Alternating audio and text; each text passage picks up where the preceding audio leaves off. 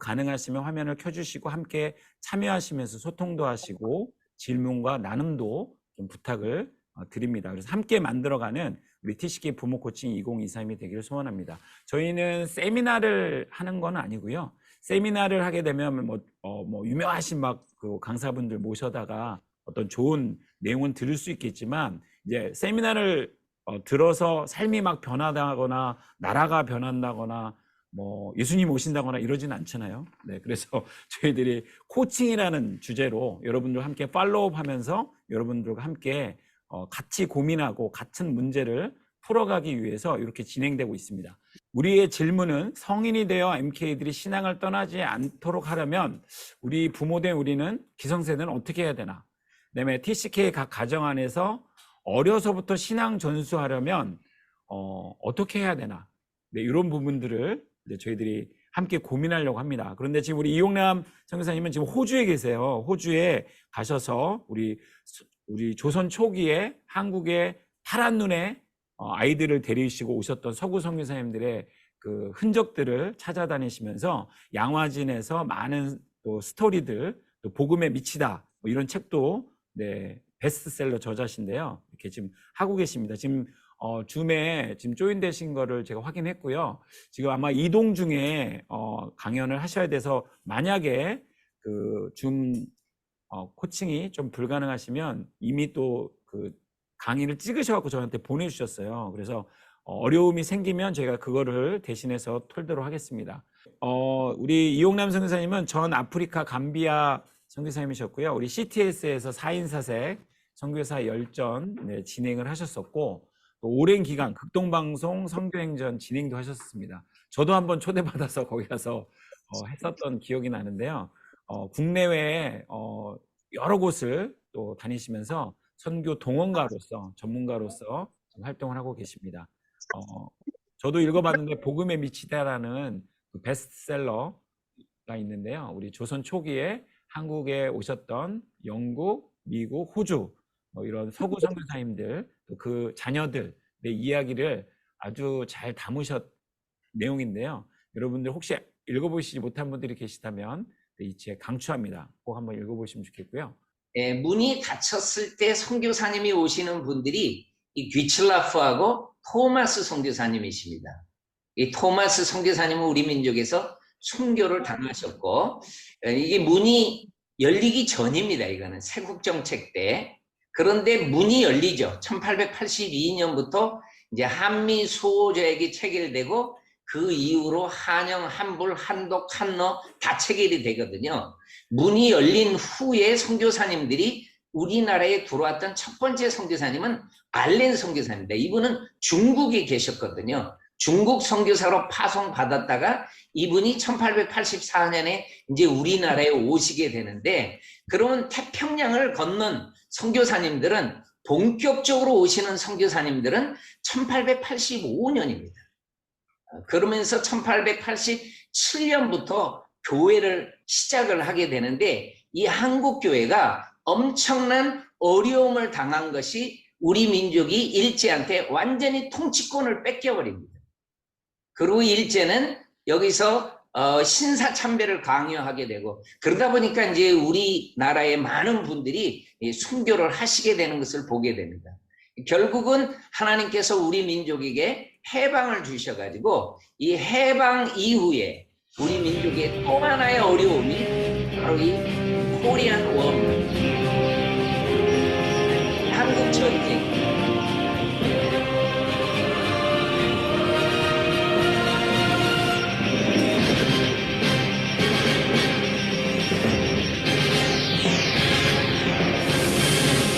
그렇다면은 우리 민족 속에 이 한국 전쟁, 이 6.25, 여러분 오늘 몇 월 며칠인가 한번 잘 보십시오.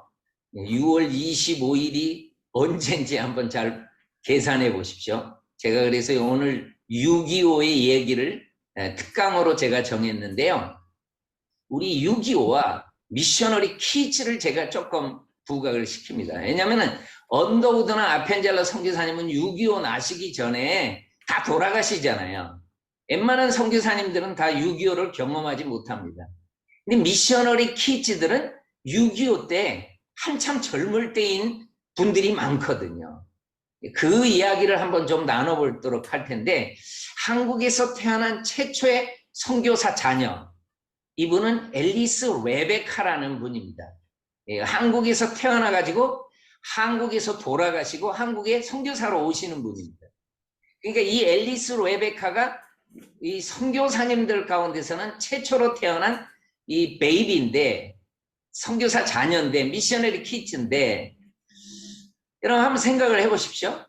아까 얘기했던 귀첼라프나 토마스나 알렌, 이런 분들의 자녀였을까? 아니었습니다. 이분들의 자녀는 아니었습니다. 그럼 누구였을까? 바로 이분들입니다. 아펜젤라, 언더우드가 우리나라에 오시게 되지 않습니까? 인천 제물포에 도착을 하니까 제물포항에 가면은 이분들이 도착했던 기념탑이 있어요. 그 기념탑이 지금 이렇게 한국 기독교 100주년 기념탑 이렇게 되어 있거든요. 여기에 보면은 세 사람이 나옵니다. 세 사람. 이 세 사람이 누군가 봤더니 아펜젤라 선교사님은 결혼하셔서 오셨고 언더우드는 싱글로 오는 거예요. 그러니까 싱글로 왔던 선교사님의 자녀가 될 수가 없고 아펜젤라 선교사님의 딸입니다. 그러니까 바로 앨리스 레베카 아펜젤라입니다. 라스트 네임이 아펜젤라가 됩니다. 아펜젤라 선교사님의 딸이 최초로 우리나라에 태어난 선교사의 자녀입니다. 그 연도는 1885년, 그러니까 1885년에 들어오셔가지고 11월 9일 날 서울 정동에서 태어나게 되는 거죠. 이분의 일생을 보면은 정동에서 태어나서서 이제 이화여대 강당에서 말씀을 전할 때 이제 돌아가십니다. 순직하게 되는데, 근데 이분은 6.25를 경험하지 않습니다. 바로 6.25가 일어났던 그해 2월 달에 목숨을 잃게 됩니다. 6.25는 6월 달에 생기게 되는 것이고요. 그러면서 배제학당을 아펜젤라 선교사님이 섬기고, 그리고 정동 제1교회가 또 교회가 섬기고 할 때 1889년 11월 6일 날 아들이 태어납니다. 아펜젤라 선교사님의 아들이죠.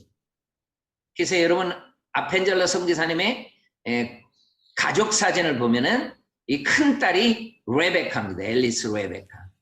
그리고 이 큰 아들이죠. 헨리 다치입니다. 이분들이 이제 태어나게 되는 거죠. 그럼 여러분 이 헨리 다치 같은 경우는 아버지가 목포 아파다에 목포에 구약 성경을 번역하러 가시다가 군산 앞바다 쪽에서 배가 충돌했을 때 조선 소녀 하나를 구하려고 하다가 아버지가 목숨을 잃거든요.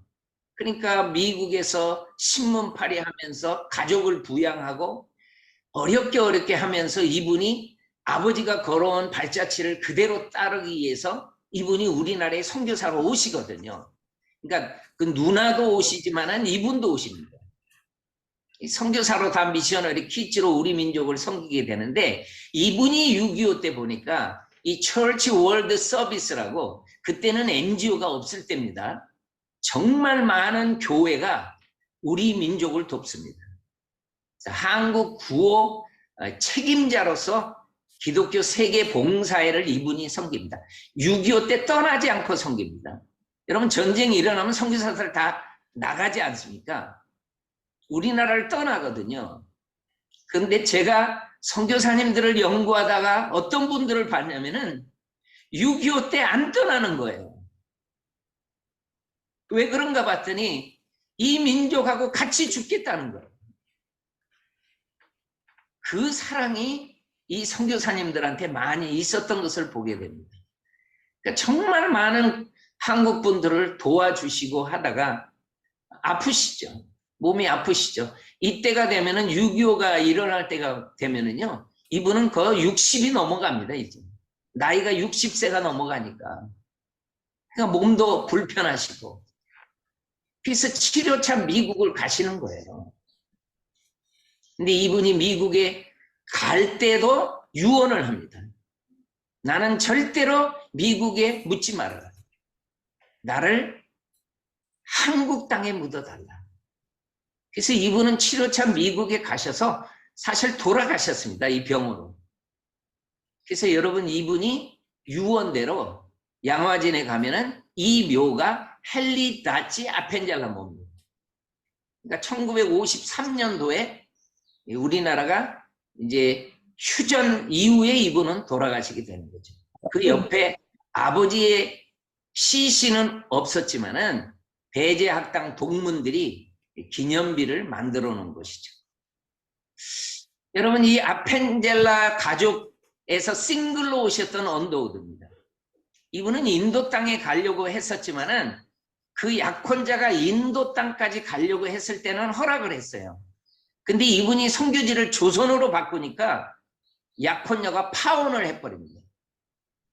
그 나라 뭐 완전 정보도 없고 어떻게 될지도 모르고 가면은 죽을지도 모르는데 그 약혼녀가 파혼을 해가지고 언더우드가 싱글로 오는 거예요. 그래가지고. 그래서 이 언더우드는 와가지고 자기 사랑채에서 고아원을 시작하죠. 이 고아원 학생들이 크면서 우리나라에 경신, 정신 이런 미션 스쿨로 이어지게 되는 것입니다. 그리고 세문안골에서 세문안교회를 이제 시작하시는 거죠. 그리고 1883년 3월 달에 이 언더우드에게 참 좋은 일이 일어납니다. 바로 여의사가 한 분이 왔어요. 릴리아스 스트링 홀톤이라는 여의사가 왔는데 이분이 왔던 그해 여름에 우리나라에 엄청난 선교사님들이 어려움을 당하는 게 뭐냐면 이 베이비 라이엇이라고 유아 소동이 일어납니다. 그러니까 외국 사람들이 이제 아이들을 데려다가 뭐 가리키는 것 같지만은 나중에 커서 전부 다 종으로 팔아 노예로 팔아버리고 그 눈은 사진기로 만들고 뭐 이런 헛소문이 퍼져가지고요. 릴리아스 스트링 선교사님이 병원을 못 가는 거예요. 그때 이제 이분을 병원까지 안내해 주시고 또 퇴근할 때 모시고 오는 분이 언더우드입니다. 그래서 이분들이 그래서 결혼을 하는 거예요. 1889년에. 결혼을 하시니까 하나님께서 이렇게 릴리아스 스트링 홀턴 선교사님의 나이 들었을 때의 모습이죠. 아주 예쁜 모습을 볼 수가 있습니다. 제가 어디 가든지 이분의 이야기를 할 때 보면은 파혼당하기 참 잘했다. 그런 농담으로 제가 얘기를 하는데 파혼당했지만은 정말 멋진 부인을 얻게 되죠. 그리고 이분이 드디어 1890년에 아들을 낳게 됩니다. 서울 정동에서 아들을 낳게 되죠. 이 아들이 원한경이라는 아들입니다. 그 아들이 어렸을 때의 사진입니다. 언더우드 선교사님의 아들이죠. 그리고 소래 교회나 이렇게 전도여행 갈 때도 이렇게 아들이 사진 찍힌 사진이 보이죠. 아들이 커가지고 이 아들이 결혼해가지고 또 이제 손자까지 봅니다. 언더우드는. 가운데 있는 아이가 원이란 저분도 우리나라의 선교사로 사역을 했던 분입니다. 그러니까 이 원한경 선교사님의 부인이 에델입니다. 에델. 그럼 이 에델 선교사님이나 원한경 분도 이분들도 이 구호물자 배급 책임자로서 6.25 때 정말 많은 사역을 감당하십니다. 그리고 무작정 서울역에 상경하는 소녀들을 위험하니까 데려다가 소녀관에서 잘 양육하고 그럽니다. 그래서 이 에델이라는 사회복지재단이 지금도 있습니다. 에델 빌리지가 있고요. 그리고 이 에델 선교사님, 에델 반 와그너 선교사님의 돌아가신 연도를 한번 보십시오. 1949년입니다. 6.25는 언제 일어나죠? 바로 1년 후에 일어납니다.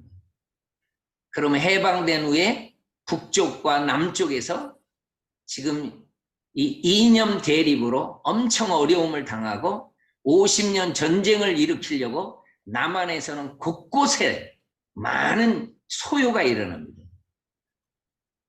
여러분, 이 에델 선교사님이 1949년에 공산당의 총에 저격당해서 순교당하십니다.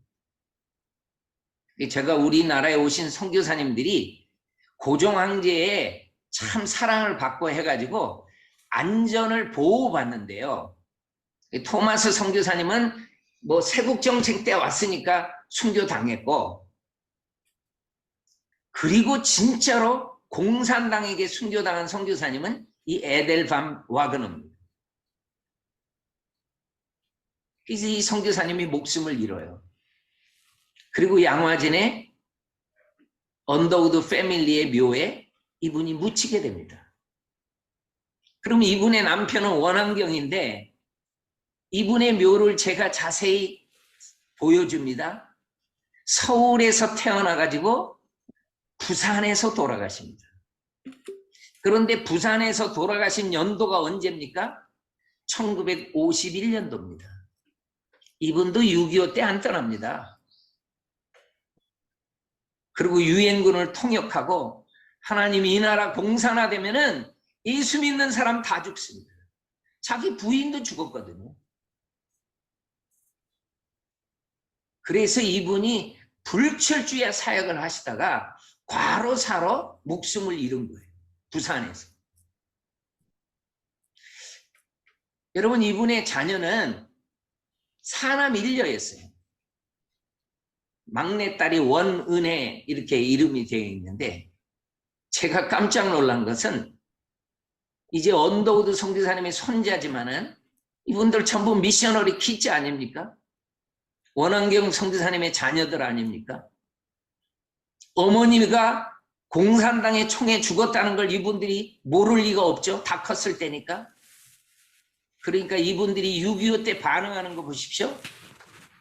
이 세 아들은 원득한 원재한 원이라는 전부 자원에서 군대 참전해서 한국전에 참전합니다. 그래서 원이라는 선교사님이 인천 상륙작전에 같이 참전하고요. 그래서 이분의 아들 중에 원요한 선교사가 선교사로, 그 원한경 선교사님의 아들 원요한 선교사님이 선교사로 있어서 청주하고 광주에서 사역을 했었거든요. 저는 그분을 알고 있었는데 이분은 6.25 때 뭐 했나 봤더니 우리나라에 있다가 6.25가 터지니까 안 떠나고 이 원요한 선교사님, 원진이 선교사님 네가 또 정말 많은 것을 도와요. 이분들이. 그리고 제가 깜짝 놀란 건 막내딸이요. 원은혜. 이분은 일본에서 그 미군들 이제 한국에 참전하기 위해서 준비하는데 그걸 돕더라고요. 그러니까 전 가족이 도와요. 부인이 공산당의 총에 저격당해서 순교하고 난 후에 6.25가 터지니까 전 가족이 우리 6.25에 다 참전하고 뒤에서 돕고 그렇게 돼요. 그리고 우리나라에서 참 이분들한테 시상도 하고 그래요. 여러분, 원이라는 선교사님은 저는 참 많이 만났는데 이분을 양화진 사역을 하다가 2004년도에 서울에서 돌아가셔가지고 지금 묻혀 있거든요. 자기의 생을 정말 파란만장한 생을 이 땅을 위해서 드리다가 돌아가신 것이죠. 여러분, 이 유진벨 선교사님이 전남 지역을 개척하고 목포를, 광주를 개척했던 선교사님 아닙니까? 이분의 딸입니다. 여기에 지금 사진이 있는 분이. 이 샤롯 벨이라는 딸이 린튼 선교사님하고 결혼을 하는 것입니다. 그러니까 2대째 이제 우리 민족을 섬겨 나가게 되는데 이 린튼 선교사님이 이제 군산 전주, 이게 전주의 신흥학교 옛날 모습인데요. 저쪽에 린튼관이 지금은 세워져 있습니다. 저걸 헐고 린튼관으로 바꾸게 되고, 이분 참 정말 귀한 사역을 감당하고 이분도 6.25 때 안 떠나더라고요. 그러니까 이 호남 지역에, 전주 지역에 공산당 들어오지 않습니까? 물론 들어오니까 피난은 가는데 마지막에 부산 가가지고 최선을 다해서 우리 민족을 도와요. 그리고 전쟁이 끝난 다음에 이분은 우리 민족에게 대학을 대전하되 세워주는 게 바로 대전의 한남대학이죠. 한남대학이 세워지게 되는데 이분의 아들입니다. 휴 선교사님인데 군산에서 태어난 이 휴 린턴은요. 이분이 컸을 때가 생애의 군복무 기간을 봤더니 미국 해군으로 45년에 입대를 해가지고요. 전쟁 때 우리나라에 참전합니다. 그러니까 인천 상륙작전에 이분도 참전해가지고 우리나라에 와요. 그리고 전쟁 후에는 이분이 자녀들이랑 데리고 우리 민족을 희하게 섬기게 되는 것이죠. 그러면서 로이스와 결혼을 해가지고 우리 민족에 와가지고 이제 사역을 하다가 순천에서 이 선교사님이 이 술 취한 이 운전기사, 버스 기사한테 이분이 교통사고 당해가지고 이분 지금 순천에 잠들어 있거든요. 그러니까 이분의 자녀들이 이제 우리 민족이 지금도 많은 정말 특강 강의를 하는 바로 이 존 린턴 인류한 이분이 이제 4대째가 되는 거죠. 그러니까 이게 이제 우리 민족과 함께 걸어온 것입니다. 여러분 평양신학교의 모습인데요. 세미얼 우리 모패 선교사님입니다. 마포 삼열이라는 선교사님이 평양신학교를 이렇게 교장으로 오랫동안 하면서 많은 목사들을 길러내지 않습니까? 이분의 자녀들이 5 아들이 있었는데요. 이 2 아들이 우리 민족의 선교사로 오십니다. 마삼락, 마포 하열. 이 넷째가 대구 동산병원에서 근무하다가 6.25가 터지니까 바로 군의관으로, 공군 근의관으로 가가지고 이분도 우리나라 안 떠나고 귀한 사역을 감당하더라고요. 그리고 이 마포 이 화열 선교사님에 의해서요. 지금의 이 병원이 대구의 병원이 커진 거는 이분의 엄청난 역할이 큽니다. 그래서 이분의 묘에 이분은요. 나를 대구에 묻어달라고 그래서 이분 대구에 지금 묻히는데요. 그 밑에 연도가 우리 민족을 섬겼던 연도입니다. 그러니까 1948년도에 와가지고 6.25 터지니까 군의관으로 가서 섬기다가 1993년까지 섬겼으니까 얼마나 귀한 섬김이 있었습니까? 그리고 유언대로 2010년에 이분 돌아가셨으면 유언대로 지금 대구에 묻히게 되는 것이죠. 여러분 교회와 학교와 병원이 스테이션마다 해서 평양에서 저렇게 교회 병원 이게 학교인데 이것이 바로 숭실학교입니다. 숭실. 숭실의 학교의 모습이죠. 그리고 이게 숭이학교입니다. 숭이. 그리고 광성학교고요. 그리고 기올병원이고요. 그리고 제가 너무너무 좋아하는 요 꼬마들입니다. 미셔너리 키즈들이죠. 이 자녀들을 위해서 1900년에 평양에서 평양 외국인 학교가 생기게 되는 거죠. 자, 이 평양 외국인 학교에 다녔던 선교사님의 자녀들의 모습인데 그 중에 선교사님의 딸 루스벨입니다. 이 학교는요. 고등학교 마치면은 미국의 대학을 자유롭게 갈 수 있는 체제가 있었습니다. 정말 잘 가르쳤어요. 그러니까 많은 선교사님의 자녀들이 이 고등학교까지 마치고 가서 이제 미국에서 대학을 하는 거죠. 그 당시 우리나라에 대학 과정이 없으니까 선교사님의 자녀들은 대학을 하려면 전부 나가야 됩니다. 그래서 이분이 미국의 위튼 칼리지에 들어가죠. 이 위튼 칼리지에 들어가고 부모님이 선교사였으니까 이분은 아예 나는 싱글로 결혼하지 않고 선교사로 섬기겠다. 그러니까 공부를 할 때도 절대로 남학생 쳐다보지도 않죠. 그리고 정말 공부 열심히 드리고 열심히 하고 예배 드리고 여러분 남자들은 이런 분들을 좋아해요. 그래가지고 이 청년이 프로포즈를 했는데 이 학생이 위튼 칼리지에 다니던 학생인데 정말 괜찮은 학생이었어요. 이 프로포즈를 루스벨이 받아줍니다. 그래서 결혼을 한 거예요. 여러분, 이분이 여의도 집회 주강사 빌리 그라함입니다. 그럼 이 빌리 그라함 목사님의 사모님은 한국의 평양에서 학교를 다니고 평양에서 수많은 분들이 흰 옷 입고 교회 가는 모습을 봤던 분입니다. 그러니까 이 빌리 그라함하고 결혼했을 때 이분이 라디오 방송을 하니까 전쟁이 일어났다는 소식을 듣고 이 전쟁 이제 공산화되면은 그 수많은 사람들, 예수 믿는 사람 다 죽는다. 그래서 이분이 정말 라디오 방송으로 기도를 요청하고요. 정말 기도하고 정말 우리 민족을 위해서 애써줍니다. 빌리 그라함 목사님. 정말 많은 분들이 기도하게 합니다. 이분은. 그러면서 6.25가 일어나니까 이 참전했던 이 평양에 있었던 사진들이고요. 이렇게 사경회를 하면은 수많은 사람들이 모여서 이렇게 사경회를 했던 이런 모습들을 알고 있었던 거죠. 루스펠 이분은요. 그래서 이 빌리 그라함 목사님은요. 전쟁 중에 우리나라에 오십니다.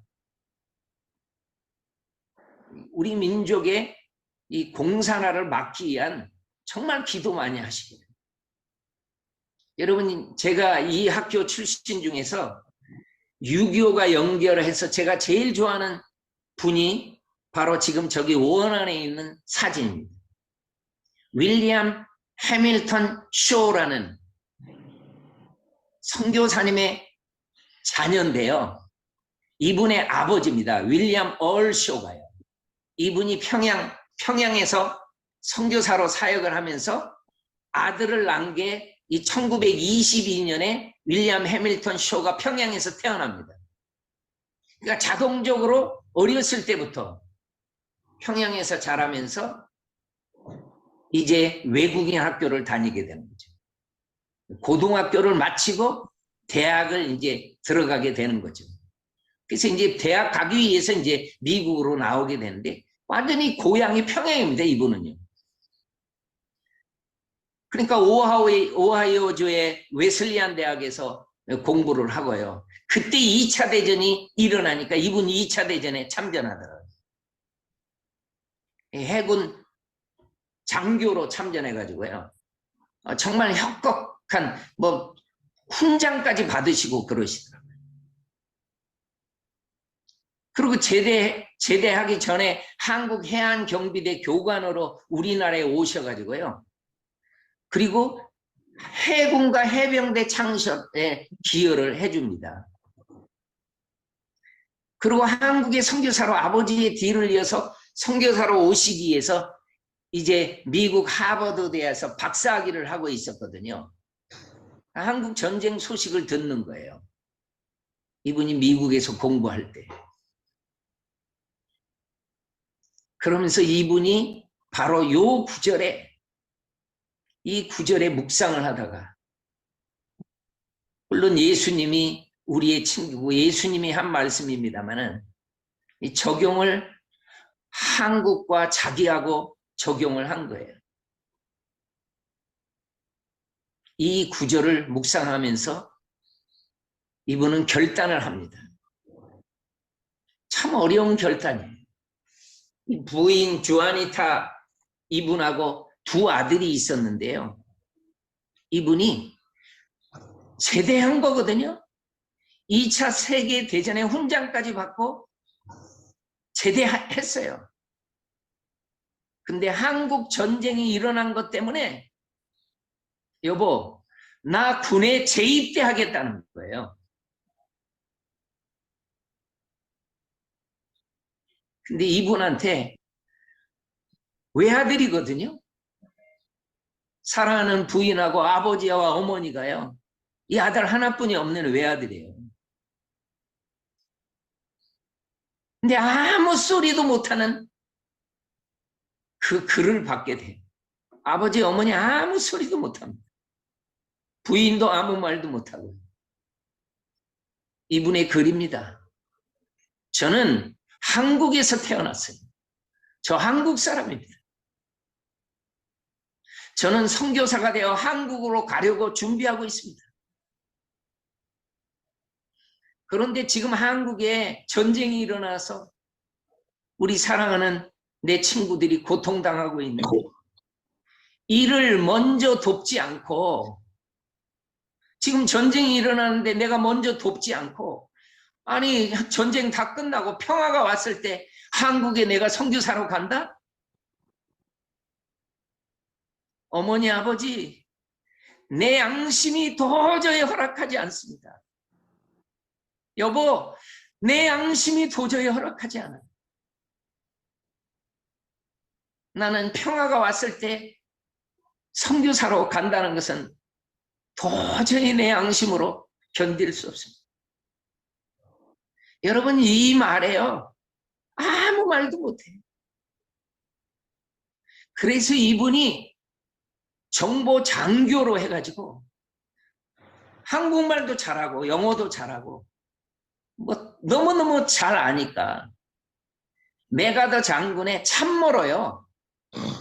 인천 상륙작전에 이분이 참모로 참전합니다. 그럼 5,000분의 1의 그 인천 상륙작전 그 어려운데 하나님이 인천 상륙작전 성공하게 해줬지 않습니까? 그러면 이분의 임무는 끝난 거예요. 정보 장교로서 자기 책임 다한 겁니다. 근데 이분이 뭐라고 하는지 아십니까? 저요 정보 장교에서 이거 안 하고 제 임무 끝났으니까 나 해병대에 지원하겠습니다. 나 직접 실전에 가서 싸우겠다는 거예요. 해병대로 가서 내가 해전선에서 싸우겠다는 거예요. 그래서 이분이요 이 정보 장교에서요 해병대로 와가지고 인천 상륙작전에서 옵니다. 그러면서 상륙작전 할 때 배에서 쓴 겁니다. 이분이. 이게 마지막 편지였어요. 지금 우리는 어렸을 때 놀았던 곳에 가까이 있습니다. 이분이 막 무의도까지 헤엄쳐서 간 적도 있대요. 그쪽에서. 그쪽 지역을 잘 알았답니다. 인천 지역. 원이라는 선교사, 이 언더우드 선교사님의 손자죠. 이분도 인천 상륙작전에 참전했다고 그랬죠. 지금 함대 선단에 있습니다. 우리 서로 지금 기도하고 의지하고 있습니다. 여기 이 자리에 있는 것이 옳다는 것을 알게 되었어요. 내가 이 자리에 있는 것이 정말 잘했다, 옳다. 내가 이 전쟁에 참전하지 않고 지금 미국에서 전쟁 끝나기를 기다리고 있었다면은 얼마나 내가 불안해하고 있을까. 근데 이 자리에 참전해 있다는 것. 나 군대 봉부 다 끝났지만은 다시 재입대해가지고 여기에 참전 와서 여기에 있다는 것이 옳다는 것이 알게 되어서 편안한 마음을 가질 수 있다. 주님께서 저에게 이런 평안을 주고 계신다. 여러분 이 편지가 마지막이었고요. 정말 이분은 해병대에 지원해가지고요. 서울 탈환 작전에 나서 최전선에서 나옵니다. 그러면 괴뢰군이 서울 탈환을 그냥 탈환하게 해줍니까? 매복하고 있는 괴뢰군들이 많이 있습니다. 이분은 녹본동 그쪽 녹본리 쪽으로 넘어가는 작전을 했는데 매복해 있는 공산당한테 최전선에서 나오니까 같이 갔던 일행들이 다 죽습니다. 그래서 이분은 아버지가 양화진에 묻어요. 양화진에. 그리고 이분이 전사했던 녹본리 그 자리에는 기념비를 세워주게 됩니다. 이 기념비가 옮겨져 가지고 은평 평화공원에 지금 있습니다. 동상도 있습니다. 거기에. 이분의 스토리는요. 안 믿는 사람도 감동해요. 이성호 해군 참모총장까지 했던 분인데 인천 상륙작전의 중령이었거든요. 이분하고 대화가 되는 거예요. 이분이 한국말을 너무 잘하니까. 이 얘기에 엄청 감동을 받습니다. 모든 사람이 감동받아요. 내가 여기에 왜 왔는지, 왜 인천 이 전쟁에 참전했는지를 알게 되면은 듣는 사람마다 감동이 됩니다. 정말 한국인들보다도 한국을 더 사랑하는구나. 자기들이 부끄러워해요. 아니, 전쟁 나면은 살자고 도망가는 거 아닙니까? 근데 이분의 얘기는 그렇지 않거든요. 그러니까 해군 사관학교에 이분의 형상이 있는 거예요. 그리고 모건대학교에도 흉상이 세워지게 됩니다. 왜 이분들이 경의를 표하겠습니까? 이 이야기가 얼마나 감동이 됩니까? 그러니까 이분은 대한민국의 호국 영웅 우표로도 나옵니다. 이분은. 누가 들어도 감동이죠. 그리고 이분의 소설도 나오고 책도 나옵니다. 아버지입니다. 아버지. 사랑하는 외아들. 많은 선교사님들은 부모님이 먼저 돌아가시고 그 뒤를 잇잖아요. 근데 이 아버지는 달랐어요. 아들이 먼저 죽었어요. 이분도 군목으로 6.25 때 떠나지 않고 우리 민족을 섬겼는데 아들의 전사 소식을 듣고 묘를 양화진에다 묻어주고 기념비 제막식 때 다 참여하고 그리고 아버지가 써놓은 구절이에요. 이 글 때문에 아버지도 아무 말 못했거든요. 사랑하는 외아들을 붙잡고 싶었는데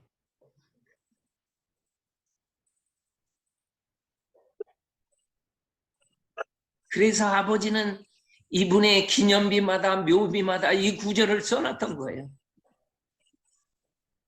아들이 보내준 이 구절.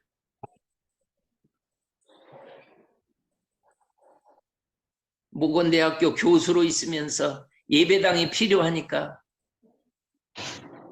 우리 아들의 이름으로 여러분 조금만 헌금을 해서 예배당 하나 건축했으면 좋겠습니다. 그러니까 5,955명이 다 헌금을 해가지고 그래서 윌리엄 해밀턴 쇼 기념 예배당이 모건대에 세워지게 됐던 것입니다. 모건대는 이전을 했지만은 이 윌리엄 해밀턴 쇼 예배당은 이렇게 지어가지고 기념하고 있죠. 자랑스러운 거죠. 제가 가서 찍은 사진인데 이렇게 잘 지어 있습니다. 모건대 신캠퍼스로 옮겨가지고 거기서 예배를 드리고 있죠. 그리고 부인은 하버드대 박사학위를 받아가지고 자기 남편 대신에 박사학위를 자기가 받아가지고 이화여대 교수로 섬기고 장남은 서울대 교수로 섬기고 부인은 내가 죽으면은 내 남편 옆에 묻어달라고 해서 그 묘가 지금 비어 있습니다. 그리고 제가 너무너무 가슴 아픈 묘는 저 뒤에 있는 묘입니다. 누굽니까? 아버지와 어머니입니다. 연도를 보십시오. 아버지는 윌리엄 얼셔는 돌아가신 연도가 1967년입니다. 그럼 아들은 6.25 때 1950년에 전사했으면 17년을 더 산 겁니다. 어머니는요 21년을 더 산 거죠. 그러면서 이분들이 우리에게 사랑만 강하게 심어놓고 그리고 이곳에 잠들어 있는 거죠. 여러분 현지인들이 여러분의 사랑을 느낍니다. 얼마나 이분들이 우리를 사랑하는지 우리 현지인들은 다 압니다. 그래서 여러분을 사랑하고 존경하고 귀하게 여기는 거죠. 기도하겠습니다. 하나님 아버지, 우리 민족이 여기까지 있기까지 수많은 선교사님들이 지금 선교 현장에서 사역하는 이 귀한 역사가 있기까지 얼마나 많은 사랑이 우리 민족에게 심겨져 있는지 알게 해주셔서 감사합니다. 하나님, 선교는 사랑인데 이 사랑을 우리도 실천하며 사는 귀한 선교사님 되게 해주셔서 감사합니다. 이 은혜 놓치지 않고 하나님 앞에 참 아름다운 삶으로 주님 앞에 반응하고 주님 앞에 설 수 있도록 인도하여 주세요. 살아계신 예수 그리스도의 이름으로 기도합니다. 아멘. 선교사님, 네, 이용남 코치님 오늘 우리에게 MK와 또 TCK 가문 이야기들을 또 우리 한국 근대사에 큰 족적을 남긴 린튼가와 언더우드가 이야기를 나눠주셨습니다.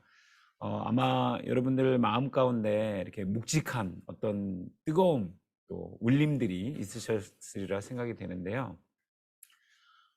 한 15분 정도 저희 시간이 좀 남아서 지금 우리 이용남 선생님은 저하고 계속 카톡으로 교신을 했는데 지금 호주의 되게 시골 쪽에 가 계시거든요. 가 계신 이유는 호주에서 오셨던 선교사님들, 이 지금 좀 전에 강연하셨던 그런 분들 중에 이제 또 호주에서 오신 분들이 또 계신데 그분들 선교사님들의 역사적인 사료를 찾기 위해서 지금도 그 현장에서 지금 다니고 계십니다. 그래서 시골 쪽에 가시다 보니까 인터넷 사정이 너무 좋지 않아서 도저히 자기가 말씀으로는 하기 어렵다 그래서 이 영상을 보내주셨고 그 영상을 보고 제가 대신해서 여러분하고 좀 대담을 해보도록 하겠습니다.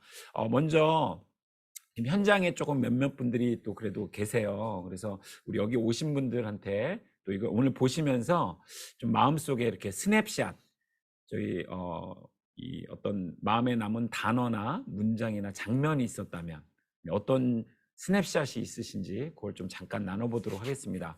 화면에 얼굴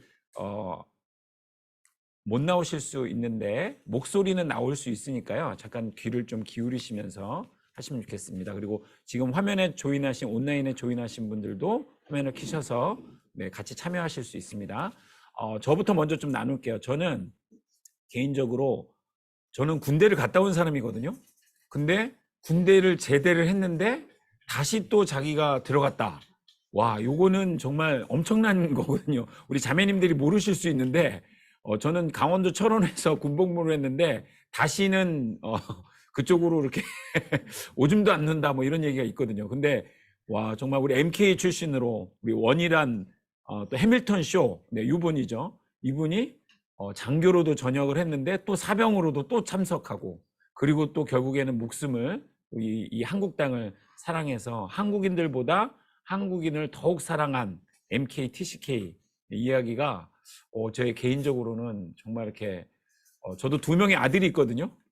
다 군대를 보내야 되나? 막 이런 그중에 한 명이 지금 이 자리에 와 있습니다. 근데 네, 이런 얘기 들으면 시겁할 텐데 하여튼 네, 되게 이렇게 감동으로 다가오는 좀 시간이 있었습니다. 네, 여러분은 어떠셨나요? 한번 이렇게 떠올려 오시면 좋겠고요. 이 자리에 계신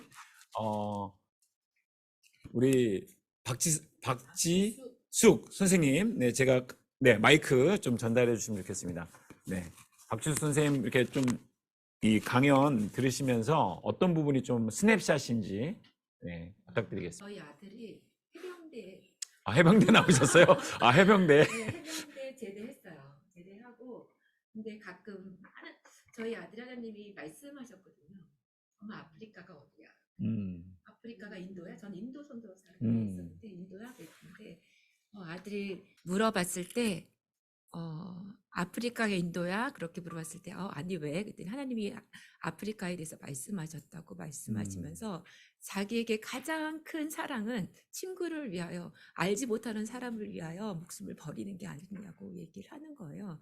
그러면서 아드님이요? 네, 그래서 자기는 만약에 하나님은 뭐 그렇게 기회를 주신다면 자기는 그렇게 하고 싶다고 얘기를 해서 자기는 간호사가 되겠다고 우선은. 그래서 지금 공부하다가 잠시 멈췄는데 그 아들 생각이 많이 났던 시간이었던 것 같아요. 자기를 모르는 사람을 위해서 목숨을 버리는 것이 주님이 했던 게 아닌가라는 얘기를 하면서 근데 그런 분이 있었던 것을 오늘 처음 들으면서 정말 너무 감동이 되고 또 정말 아들을 위해서 기도를 많이 해야겠다 그런 생각이 좀 들었고 많은 생각을 했던 그런 시간이었던 것 같아요. 감사합니다. 네, 나눠주셔서 감사합니다. 정말 그런 정말 우리 어머님들이 현장에서 또 이 자리에 또 아프리카, 인도에서 다 이렇게 중국, 필리핀에서 다 이렇게 자녀들 길러보셨던 부모님들이 이 자리에 앉아 계신데 우리 마이크 이쪽으로 좀 전달해 주실까요? 우리 네, 정일영 선생님, 네, 좀 본인에게는 어떤 게 좀 스냅샷이셨는지 잠깐 소개 부탁드리겠습니다. 저도 우리 박지수 선교사님처럼 사실 저도 요한복음 15장 13절 그게 마지막에 굉장히 남아요. 근데 이제 말씀하셨으니까 전체적으로 저는 어떤 느낌이냐면 이렇게 2대, 3대, 4대 연이어서 선교를 하신 부모님의 삶을 그들이 가슴으로 받고 그들의 삶으로 다시 헌신하고 이렇게 목숨을 내어드리기까지 이 신앙의 전수가 어떻게 일어났을까? 무엇이 이들로 하여금 자녀들에게까지 그 영향이 그대로 흘러갈 수 있었을까? 저는 오늘 그 중고등부 그 코칭 그 부분을 맡았는데요. 제가 어제 다시 한번 중고등부 청소년들이 지나가는 그 시즌을 쭉 바라보면서 우리 자녀들이 선교지에서 제3의 문화를 안고 살아가는 이 아이들이 부모님의 선교하는 모습을 바라보면서 그걸 어떻게 건강하게 프로세스할 수 있을까? 너무나도 어려운 상황 가운데 살아가고 그 오랜 프로세스를 해야 하는데 저는 도전이다라고만 생각을 했거든요. 이것을 잘 키워내는 건 정말 쉽지 않겠다라는 생각을 했는데 제가 오늘 이 일찍이 우리나라에 오신 이 초창기 선교사님들의 삶과 그 헌신, 내어줌, 희생, 그분들이 철저하게 하나님 앞에 그 드렸던 하나님의 나라와 이 백성의 사랑에 의해서 자기 자신을 온전히 내주었던 그 삶의 모형이, 삶의 모델이 자녀들로 하여금 그걸 흡수하게 하지 않았을까 그런 생각을 하게 됐어요. 그래서 우리 자녀들이 살아가는 예전하고 지금하고는 또 다를 수 있다라고 말할 수는 있겠지만 근본적인 거는 같지 않을까. 우리 부모들이 살아내는 선교사로서의 부르심, 거기에 내어드림, 살아내는 부모들, 능력 있고 즐겁고 기쁘게 헌신해서 살아내는 그 모습, 그 선교사 부모들의 삶 가운데 그 삶의 모델링이 2대, 3대, 4대에 연이어서 하나님께 내어드릴 수 있는 일을 만들어내지 않았을까라는 그 마음의 생각을 좀 품게 됐어요. 네. 네, 나눠주셔서 감사합니다. 네, 사실 저희들이 참 고민이 되죠. 가정 안에서 어떻게 신앙을 전수할 것인가. 이게 참 쉬운 문제는 아닌데 우리 좀 전에 뭐 린튼 가문이나 언더우드 가문, 뭐 3대, 4대, 심지어 언더우드 가문 5대까지 왔거든요. 그래서 뭐 우리 병원, 대학들, 한국 사회에 있는 대학과 병원은 뭐 거의 다 선교사님들이 세우셨다고 보셔도 과언이 아니죠. 자, 이런 것들 우리가 알기 때문에 그 속에서 우리가 함께 고민하는 문제들, 사실은 뭐 예전이나 지금이나 부모 자녀들 관계 뭐 그렇게 특별히 달라진 것 같지는 않고 우리가 이 안에서 함께 풀어가야 될 이슈들이 많이 있는데 좀 나눌 얘기가 좀 있는 것 같습니다. 우리 유일하게 지금 여기 다 어머님들이 앉아 계신데 아버님 한 분이 와 계셔서 본인 소개를 살짝 좀 잠깐 화면은 보시면서 소리는 마이크로 나가면 됩니다. 해주시면 좀 감사하겠습니다. 또 어떤 부분이 본인에게 스냅샷이었는지. 예, 저는 호프선교회 소속이고요. 미얀마를 섬기고 있고, 미얀마. 네, 지금 이제 국내 권역은 아닌데 이제 미얀마 들어가는 준비하면서 부산의 유학생들 만나고 있는데 스냅샷이라고 하신다면 말씀하셨지만 우리 안에 영이 느끼지 않을까 싶습니다. 일단 뭐 신앙의 유산이라는 게 보여지는 행위도 있겠지만 그 마음의 중심은 자녀들에게 전해지는 법이기 때문에 그거를 거스를 수 없는 DNA를 전승될 수밖에 없지 않을까라는 생각을 합니다. 우리 안에 뜨거움이 있으면 어쨌든 그게 순수하게 네. 전달이 될 것이다. 네, 왜냐하면은 저희 안에서 시작된 것이 아니기 때문에 하나님으로부터 시작된 것이기 때문에 그 거대한 흐름이 다음 세대를 향해서 그 어떤 막혀 있는 담들도 그 마음의 벽들도 이념들도 지역과 장소와 그 거대한 하나님의 구속사 안에서 흐르는 예수 그리스도의 사랑이 전승이 될 수밖에 없지 않을까. 부모가 그 역사 위에 살고 있다면 자녀들 또한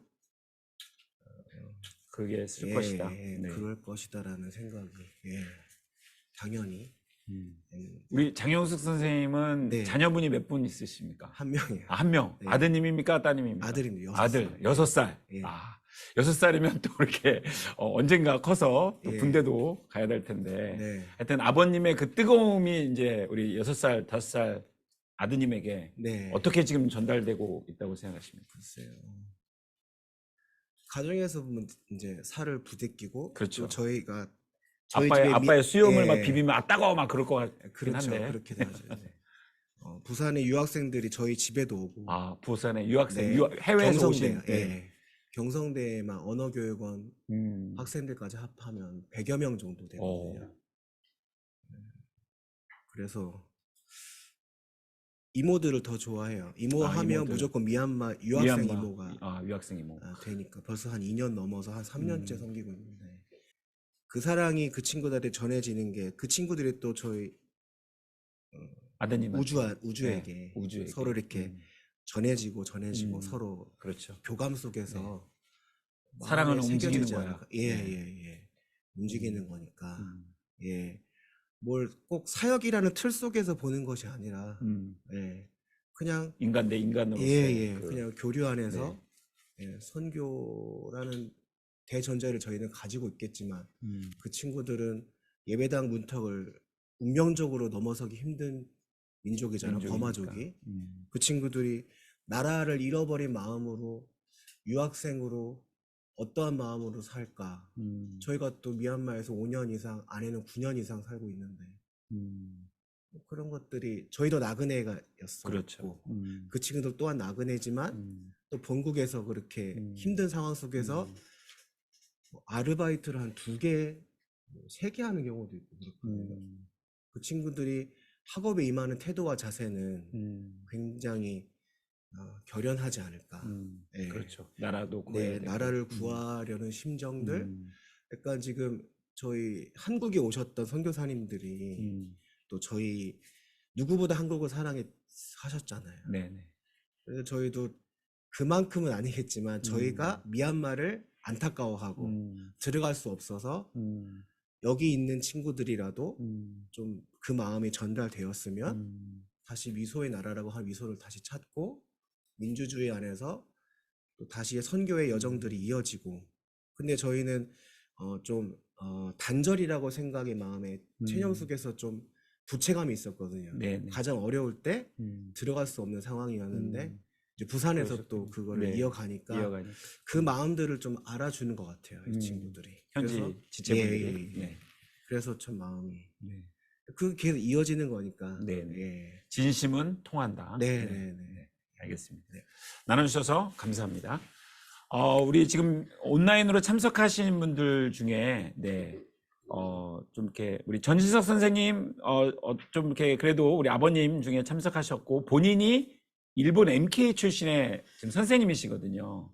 그래서 그래 또 이 영상과 또 이 내용을 들으시면서 좀 본인에게는 어떤 그 감동 아니면 울림, 스냅샷이 있으셨는지 좀 부탁드릴까요? 네, 가슴이 뜨거워지는 그런 느낌을 받네요. 우리 한국에 오신 선생님들의 또 헌신뿐만 아니라 그 자녀들의 헌신까지 이제 있어서 저희들이 지금 예수님을 만나게 됐고 우리 신앙이 있고 우리에게도 이런 선교의 기회가 주어졌다는 것은 굉장히 감사한 일이고 큰 기쁜 일이라고 생각을 합니다.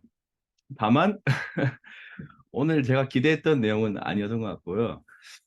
우리 자녀의 신앙 계승을 이제 어떻게 해 나가지에 대해서 고민하는 시간이라고 생각을 한다면 결론적으로 성공한 케이스 얘기만 들은 거잖아요. 근데 그 과정이 없어요. 과정을 저희가 알고 싶거든요. 어떻게 그 자녀들, 그 부모의 예리하시군요. 역시 MK 출신이라 예리하세요.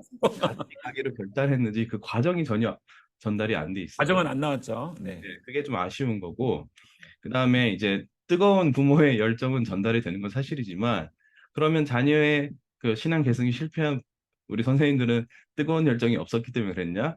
또 그렇게 얘기할 수는 없는 부분이잖아요. 그렇죠. 네, 그럴 네, 수 그래서 그럴 수 있죠. 이제 우리 신앙 개성이 성공하신 선생님들의 그런 사례들도 좋은데, 실패한 그런 선생님들의 사례를 함께 그거를 대조해서 봤을 때 우리가 우리 자녀들에게 어떻게 접근하고 어떻게 가르치고 어떻게 대해서 어떻게 비전을 심어줘야 돼, 이 아이들이 믿음을 계속 그러니까 믿음을 지켜나가는 것뿐만이 아니라 더 나아가서 그 아이들도 하나님께 헌신해서 그 삶을 드릴 수 있을지 우리가 조금은 예측하고 또는 우리의 삶을 돌아봐서 반성할 거 반성하고 고칠 거 고칠 수 있지 않을까라는 아쉬운 마음이 잠깐 들었습니다. 네. 이상입니다. 나눠주셔서 감사합니다. 네, 좋은 부분 잘 말씀해 주셨고요. 저희 TCK 부모 코칭은 어떤 답을 가지고 접근하기보다는 주제 제기를 하고 이것을 함께 고민해 가자. 그래서 우리 그런 접근을 하고 있습니다. 그래서 우리 전지석 선생님께서 아주 또 MK 출신의 또 선교사님이신데 2대의 또 관점에서 좋은 부분을, 그 과정을 실패한 케이스들, 또 힘들어하고 있는 케이스들, 오늘 연령별 필요별 세션에서 많이 들으실 수 있습니다. 네, 내일 저도 제가 막 맨날 실패하고 있는 이야기, 네, 고민하고 있는 이야기, 이제 이런 것도 나누게 될 텐데요. 네, 그런 관점에서 또 같이 이야기 나눠주시면 좋을 것 같습니다. 네, 우리 자매님, 여성분 한 분 좀 이렇게 나누시면 어떨까 싶은데, 우리 최선 유치 초등에 우간다에 계신데 우리 유치 초등 아이들한테 참 어떻게 또 가정 안에서 이렇게 고민하고 계실지 모르겠는데, 또 영상 보시면서 이렇게 스냅샷을 나눠 주셔도 되고요. 아니면 그 우간다라는 상황 속에서 우리 아이들한테 어떻게 신앙에 대한 부분을 또 이렇게 고민하고 계신지 그런 부분 나눠 주셔도 될 것 같습니다. 네, 안녕하세요. 저는 우간다 선교사 최선입니다. 저는 이 영상을 보면서 정말 저도 그 싱글일 때 MK 간사로 바울선교회에 있었거든요. 그러셨군요. 네. 네, 그래서 이제 선교사가 됐는데 제가 MK 간사를 시작한 것도 MK의 친구가 되고 싶어서 시작을 했는데 이 영상을 보면서 어떻게 이렇게 목숨까지 내어줄 정도로 이 말씀을 통해서 말씀을 받고 또 이렇게 선교사와 선교사 자녀들이 이렇게 선교지까지 와서 목숨을 내놓았는지 너무나 감동이 됐고요. 저는 마찬가지로 이 영상을 보면서 어떻게 하면은 그런 신앙 전수가 될까, 그거에 대해서 고민이 됐던 것 같아요. 어떻게 하면은 저희 자녀들도 이런 마음을 가지고, 저희와 같은 마음을 가지고 이 땅에서 계속 있으려고 할까. 저희 아들이, 첫째 아들이 지금 만 9살이거든요. 근데 그 애는 빨리 한국 가고 싶다 지금도 그러는데, 네, 지금 방학 동안에 한국에 잠깐 있다가 들어와서 한국 빨리 가고 싶다고 지금 학교 간지 일주일밖에 안 됐는데 그러거든요. 근데 어떻게 우간다를 사랑하고 우간다를 좋아하고 또 우간다에 계속 있고 싶다 이렇게 말할 수 있는지 저도 그게 고민입니다. 같이 한번 나눴으면 좋겠습니다. 네, 나눠주셔서 감사합니다. 우리 유치 초등 파트에서 또 우리 소그룹 모임하셨을 때 비슷한 고민을 갖고 계신 우리 부모님들과 함께 이야기 나눠보시면 또 좋을 것 같습니다. 네, 저희 이렇게 해서 첫 번째 키노트 세션은 마치도록 하고요.